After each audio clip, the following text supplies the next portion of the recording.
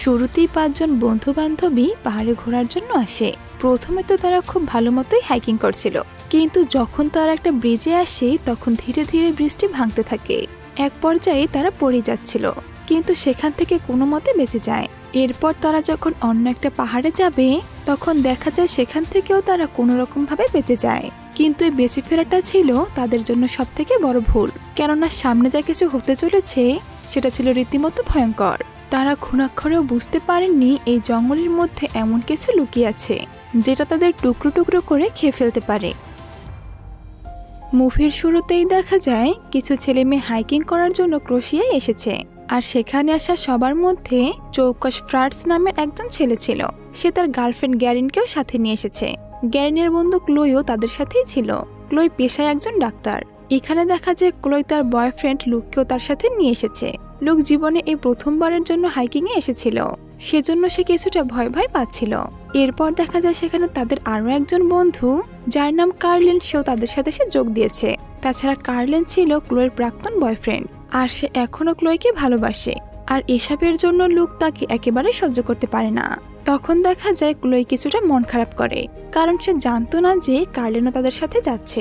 গ্যারিন তাকে তাদের সাথে আসতে বলেছিল, আর 4 বছর পর আবার নিজের প্রাক্তনকে দেখে ক্লোরিও ভালো লাগে না। কিন্তু তবুও সে এসব কিছু মাথা থেকে বের করে তাদের এই ট্রিপটা উপভোগ করতে চেয়েছিল, কারণ তার মাথায় আগে থেকেই অনেক কিছু চলছিল। যাওয়ার আগে তারা 5 জন মিলে একটি গ্রুপ ফটো তোলে, আর সেখানে কার্লিন চেষ্টা করে ক্লোরির কাছে আসার। এরপর তারা সবাই গাড়িতে করে তাদের ট্যুরে রওনা হয়। তখন দেখা যায় কার্লিন ক্লোরির সাথে কথা বলার অনেক চেষ্টা করছে, সেজন্য সে ক্লোয়কে একটা টেক্সট করতে যায়, কিন্তু ঠিক তখনই সেখানে নেটওয়ার্ক ডিসকানেক্ট হয়ে যায়। এরপর তারা তাদের গন্তব্যে পৌঁছে যায়, তবে সামনে গেলে তারা দেখে সেখানকার রাস্তা পাথর দিয়ে বন্ধ করা। এসব দেখেও ফ্রেড তার বন্ধুদের নিয়ে সামনে এগিয়ে যেতে থাকে, আর কিছুটা পাথর পেরিয়ে উপরে উঠলে সে সামনে কেবল দেখতে পায়। আর এই কেবলগুলোর সাহায্যে তারা সবাই উপরে উঠতে থাকে, আর বাকি সবাই ভাবে তারাও আস্তে আস্তে সামনের দিকে এগিয়ে যাবে আর নিজেরাই সামনের পথ খুঁজে বের করবে। আর এত দূর আসার পর ফ্রেড এখন আর ফিরে যেতে চাইছিল না। এসব ভেবে সে নিচে থাকা বাকিদের জানায় সামনে সবকিছু ঠিক আছে। এ কথা শুনে গ্যারিন চিন্তামুক্ত হয়। এরপর গ্যারিনকে যেতে দেখে ক্লোই আর কার্লিনও যাওয়ার জন্য রেডি হয়, তবে এখানে লুক অনেক ভয় পেতে থাকে। তখন ক্লোই এসে লুককে বুঝিয়ে রাজি করে ফেলে। এরপর তারা সবাই আস্তে আস্তে উপরে উঠে পড়ে, তবে দেখা যায় লুক অনেক কষ্টে ভয়ে ভয়ে সামনের দিকে এগিয়ে যাচ্ছে। তবুও লুক অনেক চেষ্টা করে উপরে চলে আসে। তারপর তারা সবাই পাথরের গায়ে থাকা একটা তারের মাধ্যমে সামনে এগিয়ে যেতে থাকে, কিন্তু রাস্তা ছিল ভীষণ ভয়ানক, আর এর সাথে সেই জায়গায় বাতাসের চাপও ছিল প্রচুর, তাই সামনে এগিয়ে যাওয়াটা ভীষণ কষ্টকর ছিল। এসবের কারণে লুকের অবস্থা খারাপ হয়ে যায়। এসব দেখে ক্লোই লুককে তার আর ফ্রেডের মাঝখানে রাখে। ফ্রেডও তখন লুককে সাহস জোগাতে থাকে, আর এমনি করে কিছুটা পথ সামনে এগিয়ে গেলে তার একটা ভয়ানক সেতু দেখতে পায়, যেটার নাম ছিল ডেভিল ব্রিজ। আর এই ব্রিজটা অনেক দুর্বল ছিল, কিন্তু তবুও ফ্রেড হাসি মুখে খুব সহজেই ব্রিজটা পার হতে শুরু করে।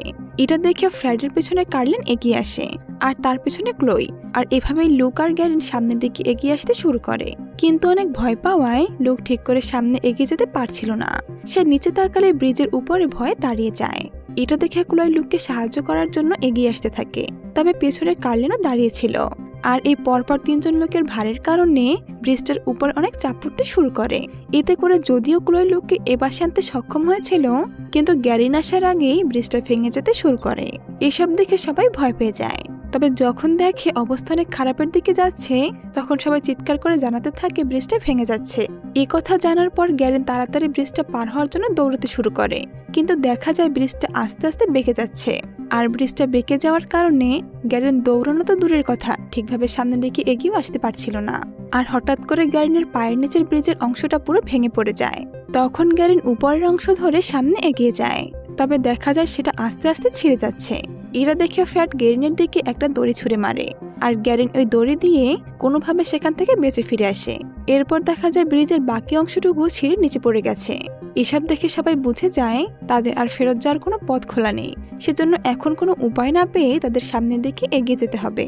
এরপর তারা সামনের দিকে এগিয়ে যেতে শুরু করে, আর এখন তারা সবাই ভাবছে কি করে এখান থেকে তারা বেঁচে ফিরতে পারবে, কারণ তারা কেউই জানে না যে কখন তাদের সাথে কি হয়।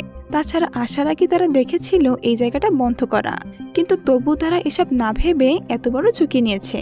যার ফলে তাদের এখন এত বড় সমস্যায় পড়তে হয়েছে। এভাবে সামনে এগিয়ে যেতে যেতে তারা লক্ষ্য করে সামনের কেবল কাটা আছে, কিন্তু তবু তারা এই বিপদকে তেমন ভয় পায় না। তবে দেখা যায় ফ্রেড তার সিদ্ধান্তের জন্য পস্তাচ্ছে, কারণ সে যদি জেদ না করত তাহলে সবাইকে এভাবে বিপদে পড়তে হতো না।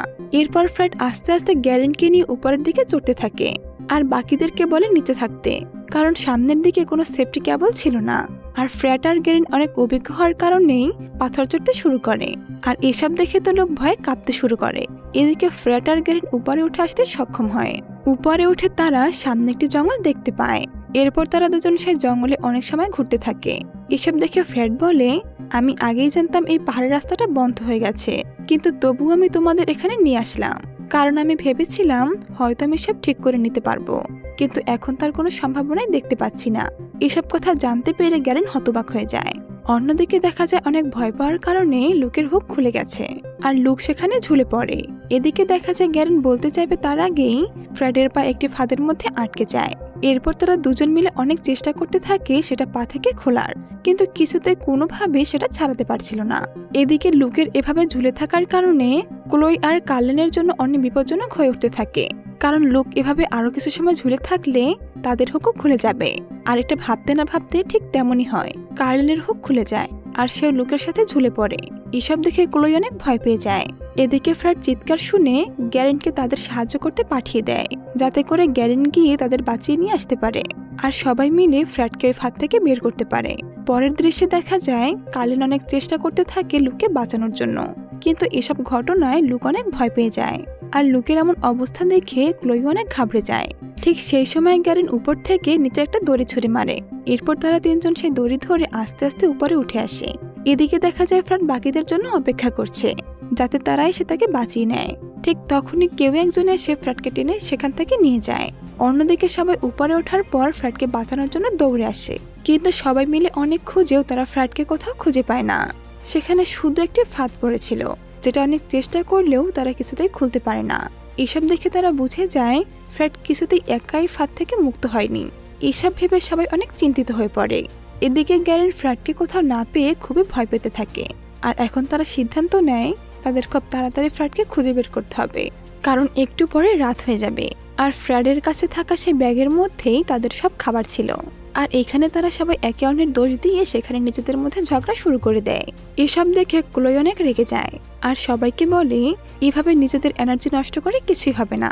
এরপর তারা সবাই সামনের দিকে এগিয়ে যেতে শুরু করে, কিন্তু যাওয়ার পথে কার্লেন আর লুক ক্লোইকে নিয়ে নিজেদের মধ্যে লড়াই শুরু করে। আর এসব থামাতে গিয়ে ক্লোই সেখানে একটা ট্র্যাপের মধ্যে পড়ে যায়। এরপর গ্যারেন থেকে বাঁচানোর জন্য দড়ি নিয়ে আসে, কিন্তু সে দেখে ওই গর্তে অনেক বড় বড় কাঁটা ছিল। গ্যারেন অনেক সামলে নিচে নেমে আসে, তবে নিচে আসলে সে দেখে ক্লোর হাতে সে কাঁটা ঢুকে গেছে। আর তারা লক্ষ্য করে পাশে আরো অনেক কঙ্কাল পড়ে আছে। তার মানে এর আগেও এখানে অনেক মানুষ ফেসে গিয়েছিল আর এখানে থাকা কাঁটার কারণেই মারা গিয়েছিল। আর এবার তারা বুঝে যায় তাদের সামনে অনেক বড় বিপদ আছে। এরপর গ্যারেন কোনোভাবে ক্লোর হাত থেকে সেই কাঁটা বের করে ফেলে। অন্যদিকে কার্লেন অনুভব করে হয়তো কেউ তাদের উপর লুকিয়ে নজর রাখছে, আর এসব সে লুককেও জানায়, কিন্তু লুক তার কথায় তেমন কোনো গুরুত্ব দেয় না। এরপর গ্যারেন কোনো রকমে ক্লোইকে সাথে করে উপরে উঠে আসে। অন্যদিকে দেখা যায় কেউ একজন ফ্রেডকে টেনে টেনে নিয়ে যাচ্ছে। আর এবার রাত নেমে আসে, এমনকি সেখানে প্রচুর বৃষ্টিও শুরু হয়ে যায়। এতে করে তাদের আরো অনেক সমস্যায় পড়তে হয়। আর অনেক খুঁজেও তারা ফ্রেডকে না পাওয়ায় গ্যারেন ভীষণ চিন্তিত হয়ে পড়ে। এসব দেখে বাকিরা গ্যারেনকে সান্ত্বনা দেয়। এরপর তারা সবাই একটি দড়ি ধরে সামনের দিকে এগিয়ে যেতে থাকে, যাতে কেউ ট্র্যাপে পড়ে গেলে যেন বাকিরা বুঝে যায়। আর সেই দড়ির সামনে কার্লেন আর পেছনে গ্যারেন ছিল। তবে ঠিক সেই সময় একটা তীরে সে গ্যারেনের বুকে লাগে। তখন গ্যারেন সবাইকে জানানোর জন্য দড়িটা টানার চেষ্টা করে, কিন্তু সে দেখে কেউ দড়িটা আগে কেটে দিয়েছে। কিন্তু হঠাৎ করে ক্লোই পেছনে তাকালে সে গ্যারেনকে দেখতে পায়। এটা দেখে সবাই গ্যারেনের দিকে ছুটে আসে, কিন্তু তারা আসার আগেই কেউ একজন গ্যারেনকে খুব দ্রুত সেখান থেকে টেনে নিয়ে যায়। ক্লোই এসব দেখে চিৎকার করতে থাকে, কিন্তু কিছুতেই তারা গ্যারেনকে আর বাঁচাতে পারে না। আর এখন তারা বুঝে যায় ওইসব ফাঁদগুলো আসলে মানুষকে ধরার জন্য কেউ পেতে রেখেছে। এসব ঘটনার পর বাকি তিনজন ভীষণ ভয় পেয়ে যায় আর সেখানে গম্ভীর হয়ে বসে থাকে, কারণ এখানে লুকিয়ে থাকলেও তারা বাঁচতে পারবে না। তাই তাদের এখান থেকে বেরিয়ে যাওয়ার পথ খুঁজে বের করতে হবে। সেজন্য তারা তিনজন এবার সামনের দিকে এগিয়ে যেতে শুরু করে। আর এ সময় তারা জঙ্গলের ভিতরে একটা বাড়ি দেখতে পায়। এরপর তারা তিনজন সে ঘরের মধ্যে প্রবেশ করে। সেখানে গিয়ে তারা তিনজন ফ্রেডের দেহ শোয়ানো অবস্থায় দেখতে পায়। তবে তার শরীরে কোনো কাপড় ছিল না। ফ্রেডের মৃতদেহ দেখে ক্লোই একেবারে গম্ভীর হয়ে দাঁড়িয়ে থাকে। এরপর কার্লেন সেই বাড়িটা ঘুরে ঘুরে দেখতে থাকে, আর তখনই সে দেখে ওই বাড়ির নিচে যাওয়ার একটা রাস্তা আছে। কার্লেন তখন নিচের ঘরে চলে যায়। সেখানে গিয়ে সে মৃত জানোয়ারদের লাশ দেখতে পায়। এছাড়াও সেখানে অনেকগুলো ট্র্যাপ ছিল, এমনকি ওই ঘরের দেয়ালে মানুষের মাথা কেটে ঝুলিয়ে রাখা ছিল, আর সে দেয়ালে লেখা ছিল অ্যান্টন। এর মানে এই শিকারীর নাম হলো অ্যান্টন, আর সে ওখানে একটা খাঁচায় ঘুমাতো। এরপর কার্লেন সেখানে তাদের সেই ব্যাগটা খুঁজে পায়, যেটা ফ্রেডের কাছে ছিল। কার্লেন সেটা নিয়ে বের হতে গেলে লুক তার থেকে সেই ব্যাগটা কেড়ে নেয় আর তাকে ধাক্কা মেরে নিচে ফেলে দেয়, যে কারণে কার্লেন নিচে পড়ে যায় আর সে ঘরের দরজা আটকে যায়। সেখান থেকে এসে সে ক্লোইকে বলতে থাকে কার্লেন তাদের রেখে চলে গেছে। এসব বলে সে ক্লোইকে জোর করে সেখান থেকে নিয়ে যেতে শুরু করে, কিন্তু ক্লোই কিছুতেই লুকের কথা বিশ্বাস করতে পারছিল না। ঠিক সেই সময় অ্যান্টন গ্যারিনের লাশ নিয়ে সেই ঘরে চলে আসে, আর এসেই সে ক্লোইকে ধাক্কা মেরে ফেলে দেয়।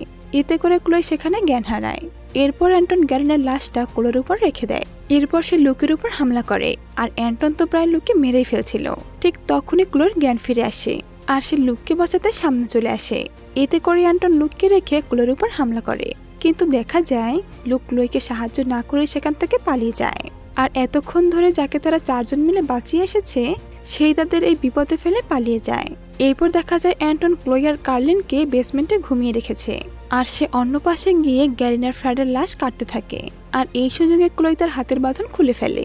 এসব দেখে অ্যান্টন ক্লোইকে উপরে নিয়ে যায়। অ্যান্টন যাওয়ার সাথে সাথে কার্লেন তার হাতের বাঁধন খুলে নিজেকে মুক্ত করে ফেলে, আর সে নিচ থেকে চিৎকার করে বলতে থাকে এই ঘাতকের নাম অ্যান্টন।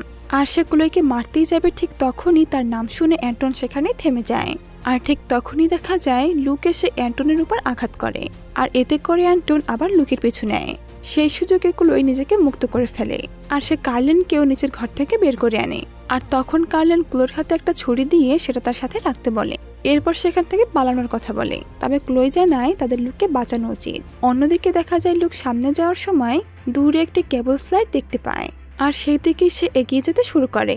কিন্তু সে পৌঁছানোর আগেই অ্যান্টন লুকের পায়ে একটি তীর মেরে দেয়, কিন্তু তবুও লুক নিজের জীবন বাঁচাতে সেই অবস্থা নিয়ে সামনের দিকে এগিয়ে যেতে শুরু করে। কিন্তু লুক তাড়াহুড়ো করে ভুল পাহাড়ে চলে আসে।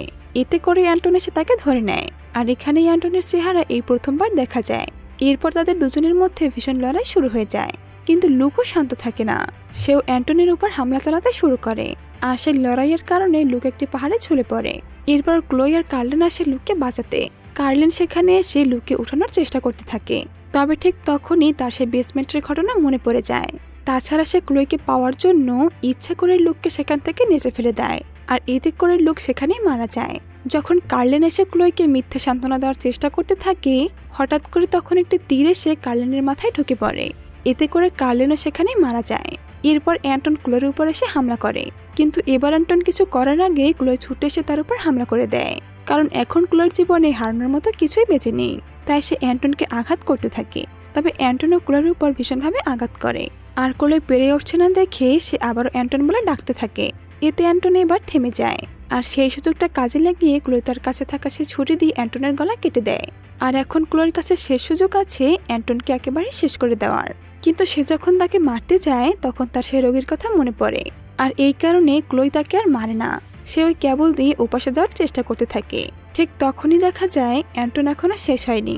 সে ওখানে পড়ে থাকা সে ছুরিটা দিয়ে কেবলটা কেটে দেয়, আর ক্লোই নিচের খাদে পড়ে যায়, আর সে ওখানে মারা যায়। আর এখানে এই মুভিটি শেষ হয়ে যায়। তো বন্ধুরা, কেমন লাগলো এই সারভাইভাল মুভিটি তা অবশ্যই কমেন্টে জানাবেন। এতক্ষণ মনোযোগ সহকারে সম্পূর্ণ ভিডিওটি দেখার জন্য অসংখ্য ধন্যবাদ।